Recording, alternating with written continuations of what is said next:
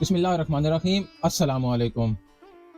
दोस्तों, हमारी नमाज़ों में एक बहुत बड़ी कमी है और उस कमी को समझने के लिए आपको ये हदीस समझनी पड़ेगी। आप सल्लल्लाहु अलैहि वसल्लम ने इरशाद फरमाया कि नमाज के करीब भी ना जाओ जब तुम नशे के आलम में हो। और फिर आपने उसकी मसलहत भी बयान फरमाई कि एट लीस्ट तुम्हें ये तो पता हो, तुम्हें इस बात का इल्म तो हो कि तुम कह क्या रहे हो। अब नशा तो उस वक्त हराम नहीं था, इसलिए आपने नशे से नहीं रोका, लेकिन नशे के आलम में नमाज पढ़ने से आपने रोक दिया, सिर्फ और सिर्फ इसलिए कि नशे के आलम में तुम समझ नहीं पाते हो जो तुम नमाज पढ़ते हो, जो तुम मुंह से कहते हो। तुम्हें इस बात का होश भी नहीं होता कि तुम कह क्या रहे हो, पढ़ क्या रहे हो। सिर्फ इस वजह से आपने नमाज पढ़ने से ही मना फरमा दिया। अब दोस्तों, इसका एक मफहूम ये भी निकाला जा सकता है कि भाई नमाज को समझ कर पढ़ने की ज़रूरत है।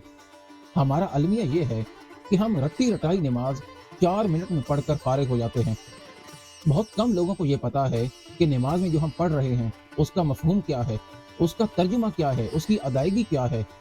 आप सल्लल्लाहु अलैहि वसल्लम ने इरशाद फरमाया कि तुम्हारी नमाज में तुम्हारा उतना ही हिस्सा होता है जितना तुम उसको समझ कर पढ़ते हो। इसलिए कोशिश करें कि नमाज को समझ कर पढ़ने की कोशिश करें, उसका तर्जुमा याद करें, उसका मफहूम, उसका तलफ़्फ़ुज़ बिल्कुल सही पढ़ें।